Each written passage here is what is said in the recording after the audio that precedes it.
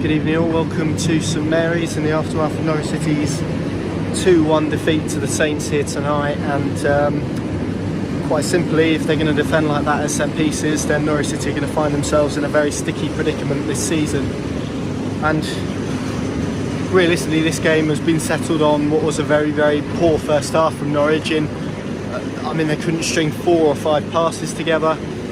You could essentially cut a line down the middle of the pitch in terms of where their attack was and where their defence was. They weren't connecting the thirds well enough. There were so many problems in their first half, and then they took Amadou out of a midfield 2 to switch to a 3. That actually made it worse. They didn't keep the ball at all. They couldn't find any teammates whatsoever, and it was a very difficult night to consume in that first half, because everything Southampton did and everything that Southampton created was almost because of Norwich City giving the ball away, and that's frustrating. And when you see particularly the manner of the second set piece, when it's a flicked on header and Bertrand has an easy tap in and just can swan into the box and into the 6-yard box unmarked, then that raises real questions about how this team defend and how they are capable of defending at this level. And at the moment, based on that set piece defending, that was way short of the required level of where they need to be. And look, fundamentally, when Norwich City come away from home and they come to teams like this who are struggling as well, that's when they need to keep themselves competitive and they need to keep themselves in games, because games can be decided on the quality of James Ward-Prowse's left foot. And 2 deliveries, I think it's a Shane Long flick on, Ryan Bertrand finish. Of course, the first goal as well is a sublime ball in. Ings just runs in between, I think it's Zimmerman and definitely Godfrey at the back, and glances it past Tim Krul, and from there it's a really tall order. It's so tough when you go behind in the Premier League to come back. It's even tougher if you give your opponents a 2-0 head start. And that first half was probably as bad as I've seen Norwich City play in a long time. There was no intensity, there was no rhythm, there was no cohesion to the side really. The front 4 was starved of anything really. The closest they came was a McLean shot from the outside the area in the opening 20 minutes that just went just wide. But after that, it was wave after wave of Southampton attack, and it almost felt as though Southampton's press surprised them, which, given that Hassan Hutel is a coach who's of course come from Red Bull Leipzig, and the way the Red Bull teams train their coaches is to be high pressed, high intensity, high energy.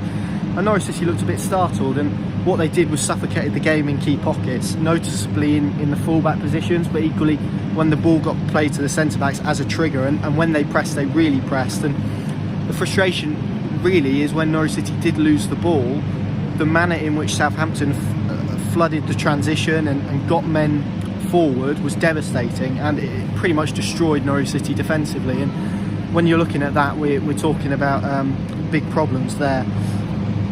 Second half, there was some saving grace. I felt for me Norwich City were better, they were more competitive, and that really was due to Alex Tettey, who was outstanding when he came on, broke up play, added a bit of guile as well, and combined the mix of what they needed off the ball with actually what they needed on the ball. And we don't associate that with Alex Tettey, but it was actually his pass that threaded in Timu Pukki, who raced away and slotted home from the angle really against the run of play at that point. And it was a much more balanced and much more cohesive Norwich City side in that second half. Stiepermann was neat and tidy, didn't impact the game a lot, but his presence distracted the centre-backs a bit more, I felt. Pukki was able to get in behind a few more times.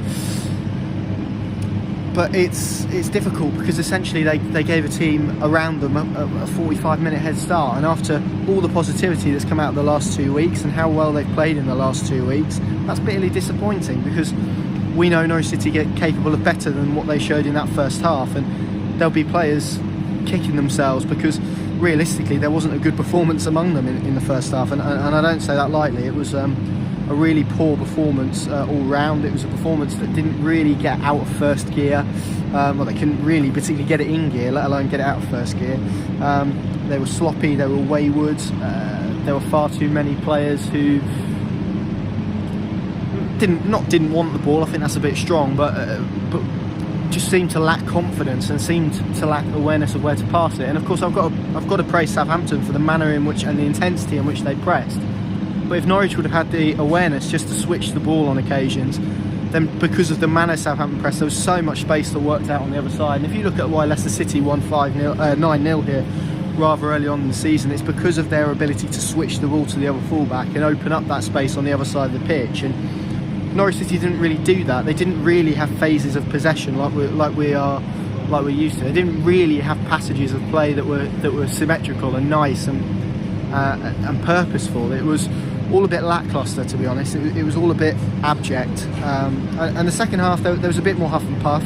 Obviously, they scored the goal. There wasn't a huge amount of chances beyond that. I mean, Pukki, in the dying embers, cut the ball back to Marco Stiepermann. The ball was just behind him, unfortunately, and he couldn't capitalise. And then right in the last minutes, we're talking added on time, plus 4 minutes, Sam Byram side foots an effort, deflects, comes back to him almost on the volley, the half volley, and he just blasts it over the bar. It's really careless, and that summed up tonight, really. And you only had to feel the reaction around this place. So you had Ralph Hasenhüttl going around all four corners, geeing them up with the old allays, the Farke waves that Norwich City fans have come accustomed to after a win.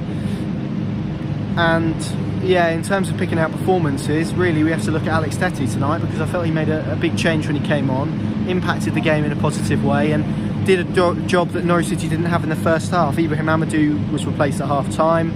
His passing was off point, to say the least, and that good performance we saw against Arsenal wasn't followed up here.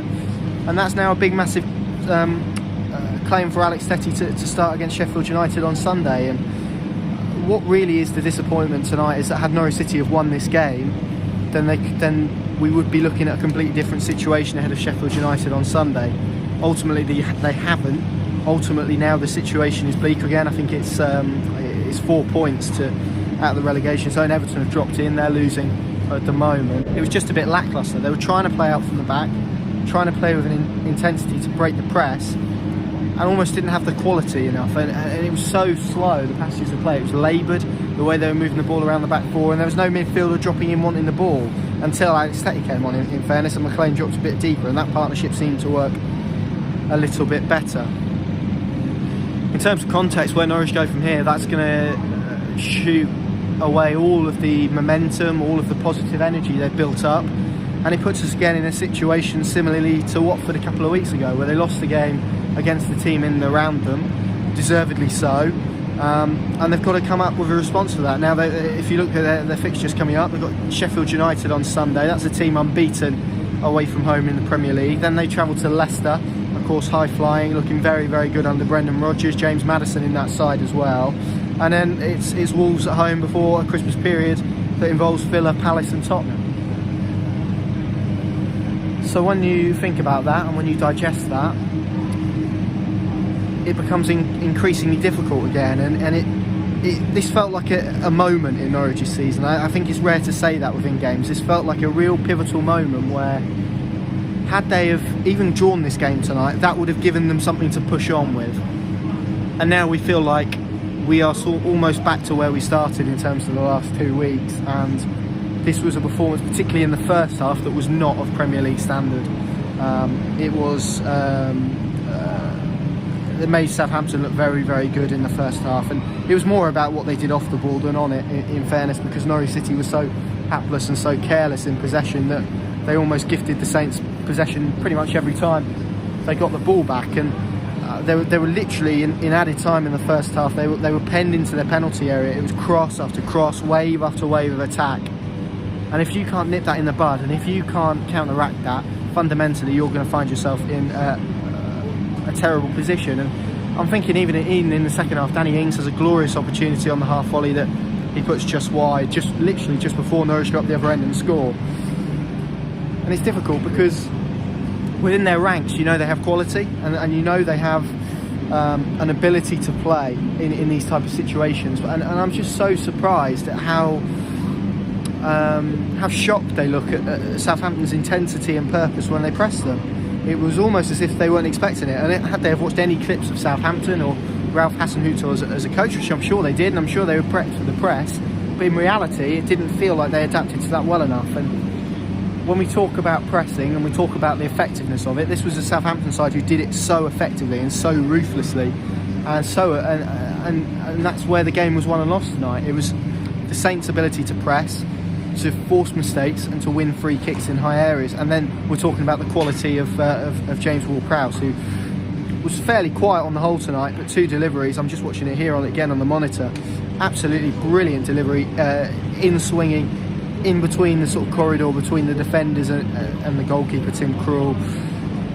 And it's prodded in by Danny Ings, and he doesn't need a second invitation from there, does he? So this now feels like a setback, and a major setback from where Norwich City were this time on Sunday against an Arsenal team. Realistically, they should have won. They didn't apply themselves well enough today. They weren't competitive in the same way they have been in recent weeks. And they left themselves with too much of a mountain to climb in the second half. And when you consider that, really, that's a lot of odds that are stacked against them. And if they are to survive in the Premier League, they're going to have to be better than that, and better than that more consistently. And we can talk all we like about the point against Arsenal and the win against Everton, but if you can't repeat those performances consistently, then fundamentally you're going to find yourselves in a very precarious situation come the end of the season. And Norwich City need to improve and drastically, because this is a game that they should have imposed themselves better on. And we have to praise Southampton, of course, because, like I said, I felt off the ball they did very well, and pressed in the right areas and pressed at the right times, and almost felt they controlled the game as well, where Norwich had possession. This is a side who have conceded more goals than any other in the Premier League prior to tonight, Southampton. Of course, you have to take that 9-0 into account. And Norwich City, beyond that Pukki chance, didn't really make the goalkeeper work. And that has to be a concern. That has to be a concern. Just watching the second goal now, and it is absolutely horrendous. Absolutely horrendous goal to concede. It's I'm trying not to be too harsh, but it's not defending befitting of the Premier League, we'll put it diplomatically. But that's it. Norwich City now face a tall order against Sheffield United on Sunday, where they're going to have to show a response to that performance out there tonight, which of course most people would have watched, given the broadcast, the new broadcast of it, and would have seen that first half and digested it for themselves. And it was bad, and there's no beating around the bush, and there's no pulling punches surrounding that. But ultimately now we have to see a response from Norwich City at home to Sheffield United on Sunday, a team who are yet to lose on the road this season. Thank you very much for watching. Make sure you leave a like and leave your comments on the game as well down below. Yeah, I think Dave's probably quite thankful he missed that one, but there you go. It's finished here. Southampton 1, Norwich City 2, and we move on to the next one.